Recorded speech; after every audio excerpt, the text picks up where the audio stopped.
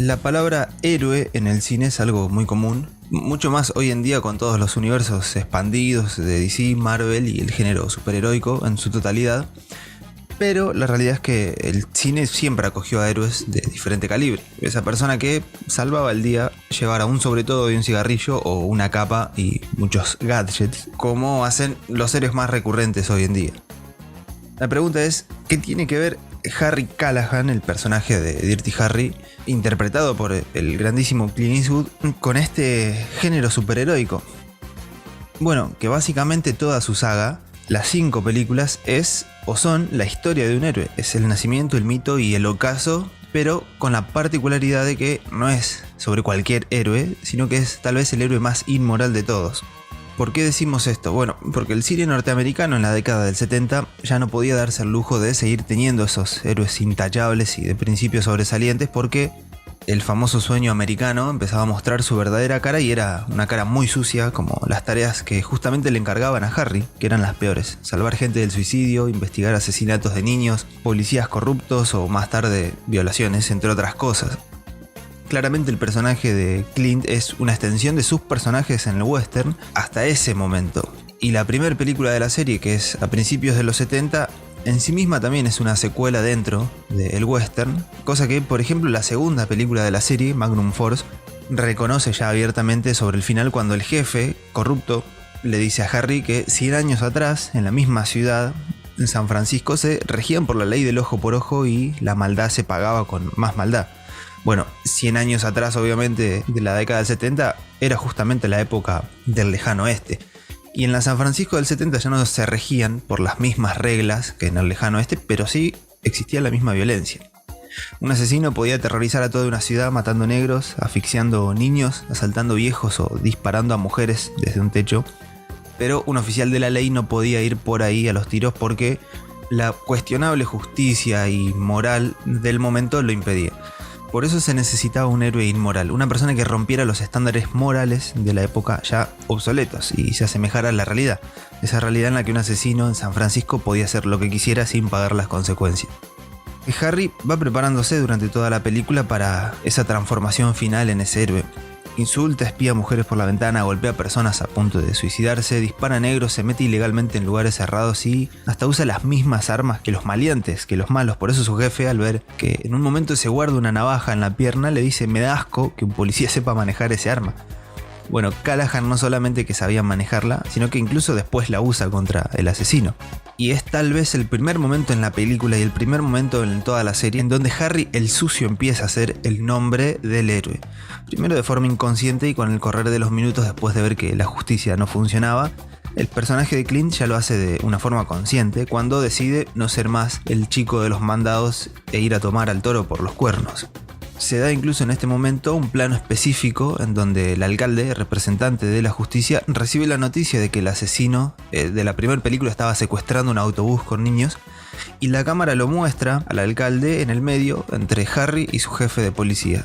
Eran las dos formas de impartir justicia de la película, decantándose el alcalde obviamente por la incorrecta, la del jefe de policía, logrando que Harry abandone el lugar y se da origen al héroe que la ciudad necesitaba. Pero ya consciente de su rol de héroe, Harry se hace cargo y espera, por ejemplo, en la primera película, al asesino arriba de un puente, como si fuera cualquier justiciero comiquero.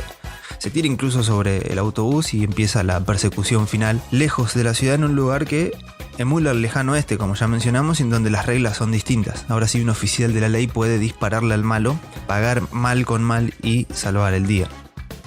Todo esto no es casual y, como mencioné recién, se extiende a lo largo de toda la serie, con un dato no menor, que es la duración de la misma. Atraviesa 2 décadas completas, la del 70 y la del 80. Desde la primera, Dirty Harry en 1971, hasta la última de Deadpool en 1988. Son casi 20 años, 2 décadas totalmente diferentes, donde el propio Clint Eastwood incluso creció visiblemente, porque 20 años se notan físicamente, pero su personaje siguió siendo el mismo héroe de moral dudosa de siempre. En Sudden Impact, la única que además de ser protagonizada por Clint, también es dirigida por él, uno de los personajes habla sobre Harry afirmando que Callahan es una constante en un mundo cambiante. Incluso en sus vacaciones sigue siendo el héroe que se necesita, porque no solo hace su labor en San Francisco, en su ciudad, sino que además lleva su trabajo a otra parte del mundo, como si ahora el mundo entero necesitara este tipo de héroes.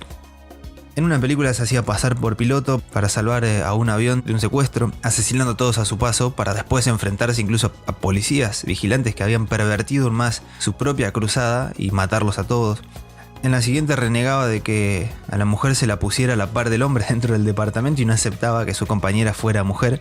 Incluso preguntaba, esto está muy de moda, ¿no? Bueno, siempre siguió siendo Harry. En otra película le pedía por favor a un ladrón negro que le disparara a la mujer que tenía de rehén para poder tener una razón para matarlo y hacerle el día, con la famosa frase "Make my day", llegando incluso a enfrentarse con el propio periodismo, que ya lo tenía como una figura controversial, llegando al punto incluso de romperle sin ningún problema la cámara a una mujer.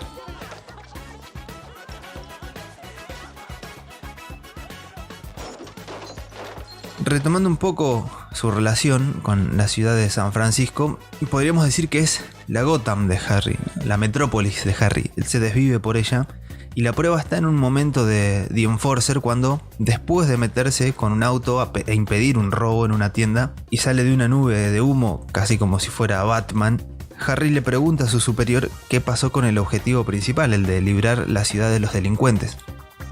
No importaba quién era su superior, era algo que cambiaba con los años. No importaba qué compañero le tocaba tener, porque como él mismo mencionó más de una vez en toda la serie, el que no terminaba lastimado terminaba muerto por su culpa. En la primera película le asignan un compañero porque el anterior ya no podía seguir siendo su compañero, y este nuevo compañero termina hasta incluso retirado de la policía. Más adelante, otro de sus amigos policías muere. En la siguiente se da una de las situaciones más tristes, porque no solamente que lastiman a su primer compañero, sino que la compañera que terminan asignándole muere, y muere por salvarlo a él. Y ya casi a modo paródico, en la última de la serie de Deadpool le asignan un compañero asiático que incluso tenía conocimientos en artes marciales y aún así termina herido.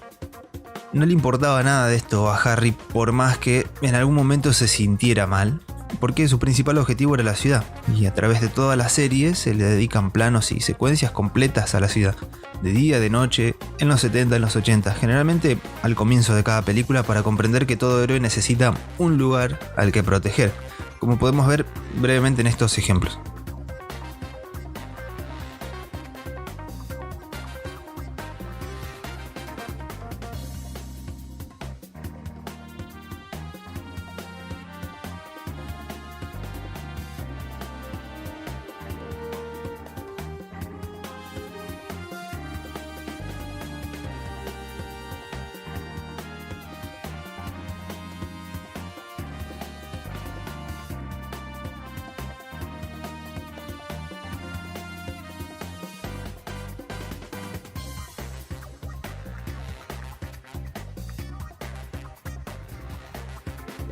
En fin, podríamos mencionar un montón de ejemplos de por qué Dirty Harry como serie es la historia del héroe más terrenal, por qué la historia de Harry Callahan es la historia del héroe más terrenal, inmoral y efectivo de todos, el que se ensuciaba hasta el cuello con tal de rescatar a su ciudad de la decadencia, el que podía ser degradado constantemente y aún así seguir atrapando malos, el que sacrificaba incluso su vida personal y sentimental por su labor, el que básicamente se podría definir en su totalidad con estas palabras salidas de su propia boca.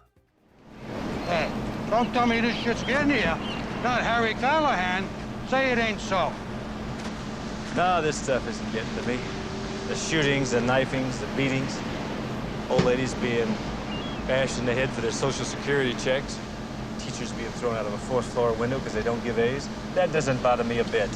Come on, Harry, take it easy. Or this job either, having to wade through the scum of this city, being swept away by bigger and bigger waves of corruption, apathy, and red tape. Nah, that doesn't bother me. But you know what does bother me? What? You know what makes me really sick to my stomach? What? It's watching you stuff your face with those hot dogs. Nobody, I mean nobody, puts ketchup on a hot dog. What the hell are you talking about? I'm talking about having our fingers in the holes and the whole damn dike's crumbling around us.